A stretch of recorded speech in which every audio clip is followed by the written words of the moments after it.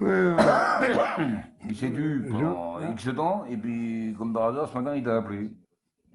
euh, Et me dit, Yann, bah, pour une fois qu'il me fait un petit discours, cool, je lui dis, ouais, bah, j'ai constaté que t'étais toujours bourré, ouais, t'étais pas rejoint, t'étais pas cool, donc je voilà. voudrais raconter une histoire. C'est cool. Cette fois, mon histoire ne sera pas très politique. C'est vraiment presque, presque une blague. Presque une blague.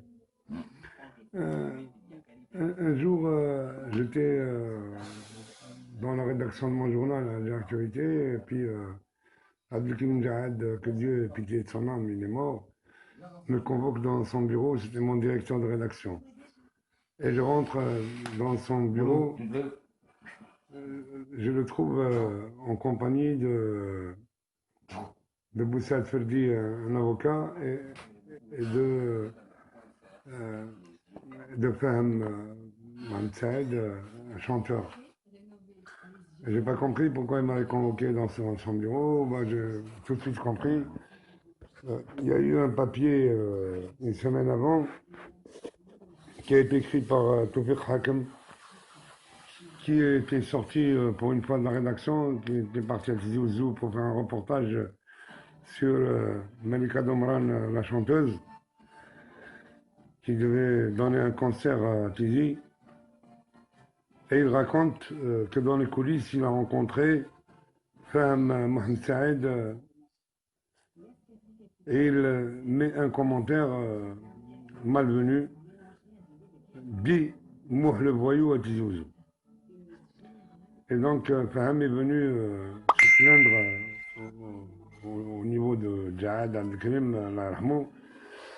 Il est venu se plaindre et il a dit j'attaque en justice.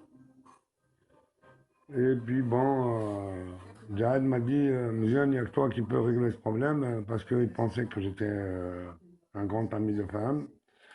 C'est vrai que je suis un ami de Faham aujourd'hui.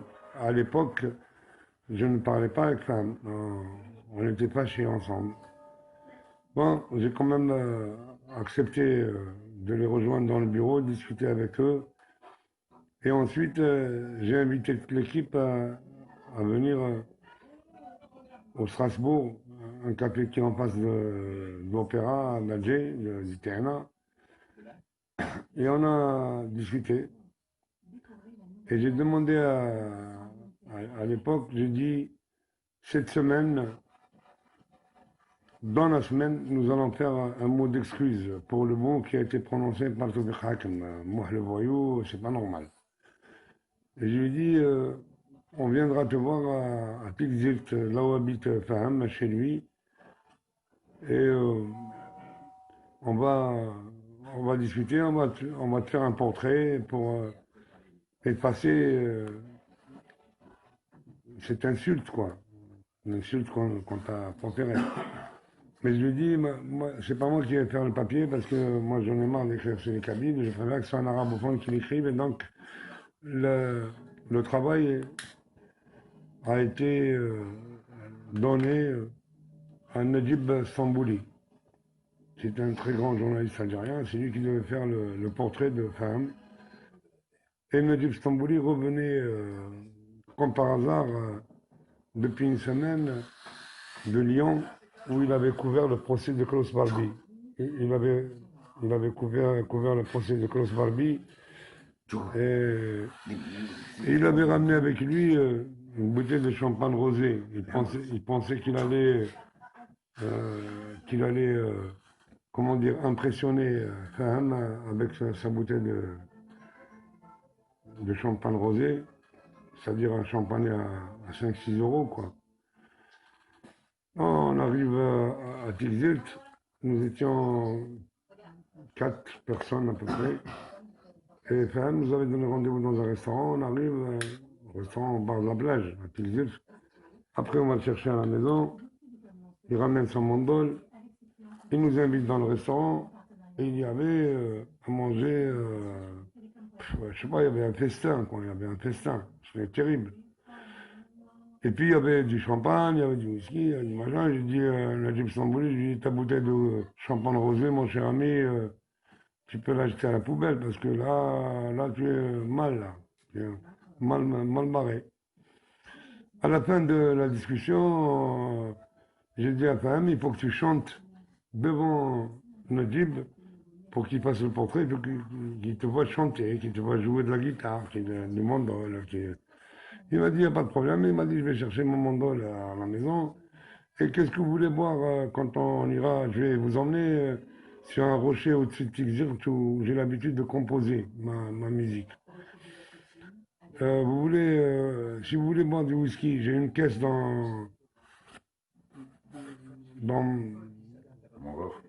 dans le coffre de chevaux. Et si vous voulez boire du champagne, j'ai une caisse à la maison. Et bah, tu fais comme tu veux, on est monté, il a ramené son mandol, on descend. Et on ouvre une bouteille de whisky, on se met à boire.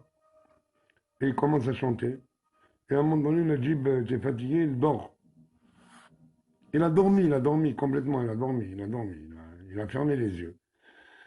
Et à un moment donné, il se réveille et il dit à Faham, non, il me regarde, moi, il me dit, Mziane, s'il te plaît, le jeune qui joue du mandol là, c'est un chanteur, c'est un chanteur. Et il dit, attends, tu es venu pour faire son portrait, bien sûr que c'est un chanteur, c'est Faham, c'est une grande star, Faham. Après, il se recouche.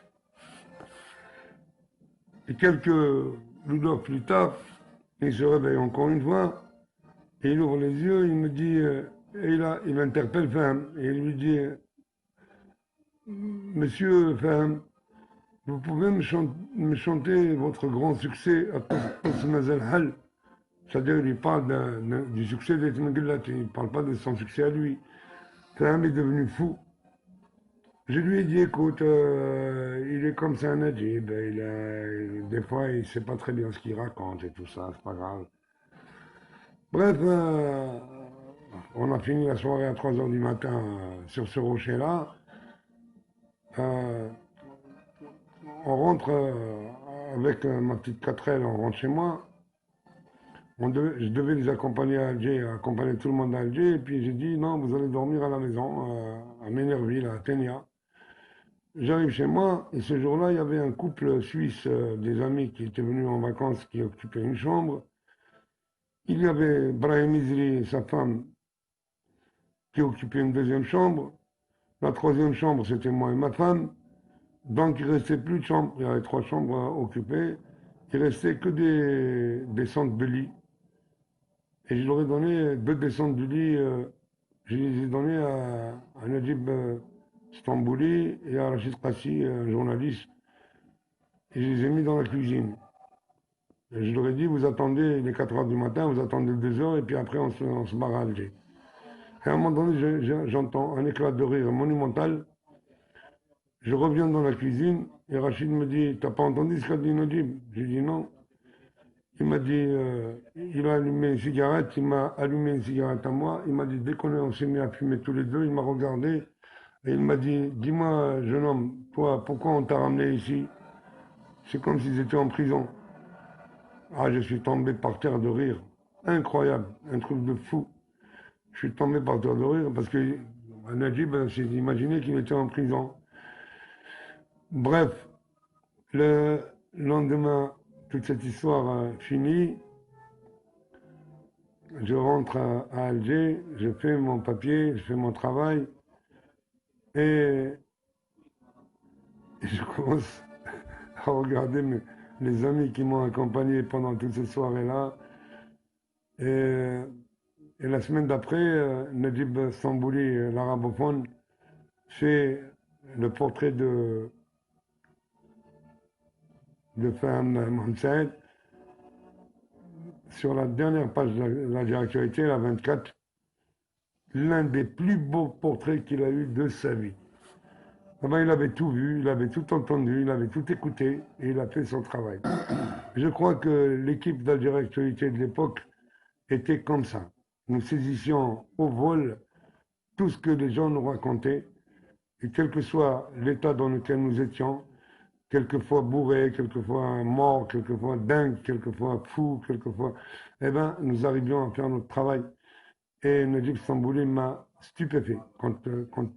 Et Faham Mohamed Saïd, le chanteur, a été stupéfait quand il a lu le portrait que lui a consacré Najib Stambouli.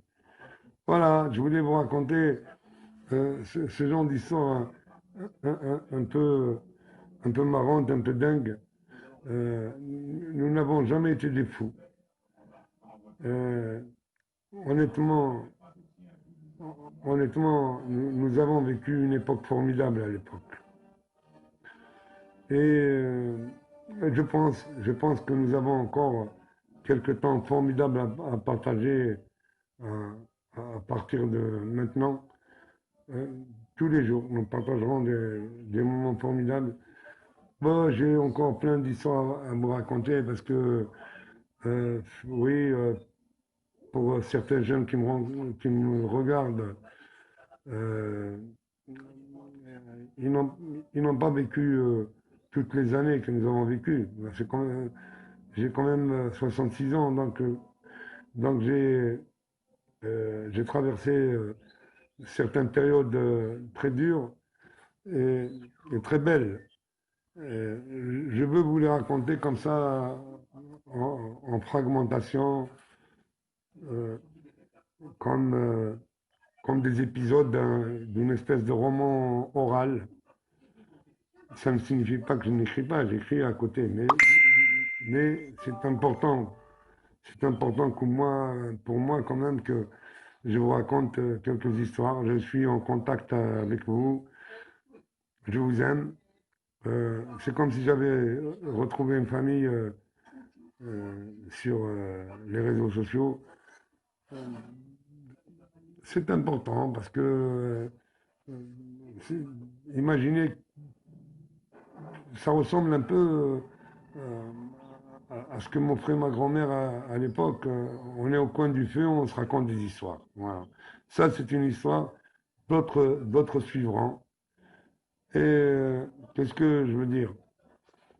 En ces périodes difficiles, dures, je vous souhaite vraiment à tous les amis qui sont en train de, de me répondre, de commenter.